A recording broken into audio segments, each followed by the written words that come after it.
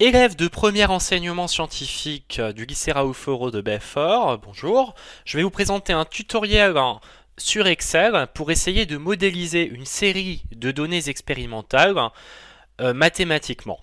Alors vous aurez une série de données. À chaque élément X, on associe un élément Y. Donc vous, dans le cadre de votre TP, ça sera à la longueur de la corde X, vous allez associer la fréquence fondamentale de la corde.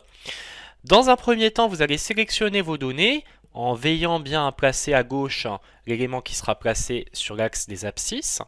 Vous allez aller dans Insertion, puis Nuage de points, puis vous allez sélectionner le premier nuage de points. Alors je vous laisserai mettre un titre qui sera pertinent, Y en fonction de X. Vous mettrez la longueur de la corde en fonction de la fréquence fondamentale. Ensuite, on met également le titre des axes ainsi que les unités. Donc X et son unité et Y et son unité. Alors moi j'ai une série ici de données aléatoires et l'idée c'est d'essayer de modéliser cette série mathématiquement, c'est-à-dire de trouver la meilleure équation mathématique pour généraliser le comportement de cette série de données. C'est ce qu'on appelle faire une modélisation mathématique. Pour cela, vous allez cliquer sur l'un des points de la série, un clic droit, puis vous allez sur Ajouter une courbe de tendance. Dans le sujet du TP, on vous propose trois modèles. Un modèle linéaire qu'il va falloir tester. Donc ce qu'on fait pour tester le modèle linéaire, c'est qu'on sélectionne le modèle linéaire. On clique sur Afficher l'équation sur le graphique et on clique sur Afficher le coefficient de détermination R au carré sur le graphique. Ce coefficient va être important pour déterminer laquelle des trois modélisations sera la plus pertinente. Alors ici, juste pour une question de visibilité, je vous invite à sélectionner la courbe de tendance qui est apparue en pointillé, à faire un clic droit dessus et à changer sa couleur. Par exemple, ici, on va la mettre en rouge. Je vais également augmenter son épaisseur et la modéliser par une droite plutôt que des tirets. Alors là, elle est peut-être un peu trop épaisse. Voilà, donc la première ici en rouge correspond à cette équation ici. Ça correspond à un modèle linéaire, donc une droite, du type a fois x plus b, y égale a fois x plus b. On va rajouter une deuxième modélisation, on réitère le même processus, clic droit, ajouter une courbe de tendance. Alors cette fois-ci, on va utiliser le modèle polynomial, rappelez-vous, donc c'est le modèle qui est défini dans le TP comme étant y égale a fois x au carré plus b fois x plus c. On fait la même chose, on affiche l'équation sur le graphique ainsi que le coefficient ici qui va nous permettre de déterminer la précision et le meilleur modèle à choisir.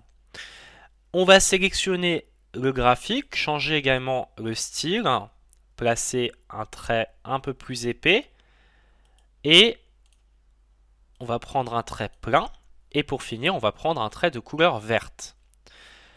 Donc on va également sélectionner les équations et le coefficient de corrélation en vert. Et le dernier modèle qu'il faut tester, qu'on vous propose dans le sujet du TP, donc on réitère le processus, clic droit, ajouter une courbe de tendance, c'est le modèle puissance. Donc y égale a fois x puissance n.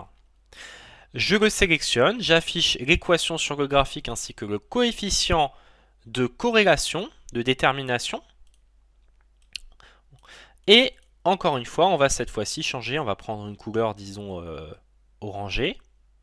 Alors j'ai maintenant ici les trois courbes de tendance, alors elles sont quasiment confondues, mais l'une des trois va mieux modéliser mathématiquement notre situation. Et celle qu'il faudra retenir, c'est celle qui a le coefficient R au carré le plus grand. Ici on a 0,9644 pour le modèle linéaire. Pour le modèle polynomial en vert ici qui est quasiment confondu avec le modèle puissance en orange, on a un coefficient de corrélation de 0,9805.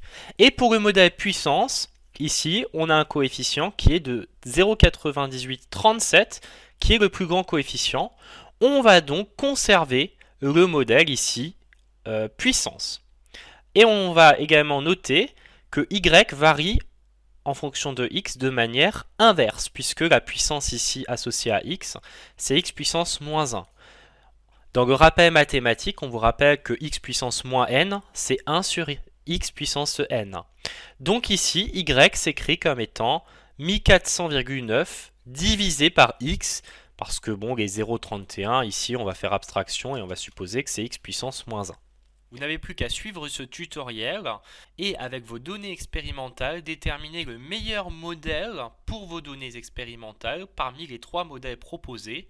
Et donc je vous rappelle que le critère, c'est ce coefficient de corrélation R au carré. Le modèle qui nous donne le coefficient de corrélation le plus grand est celui que l'on va conserver.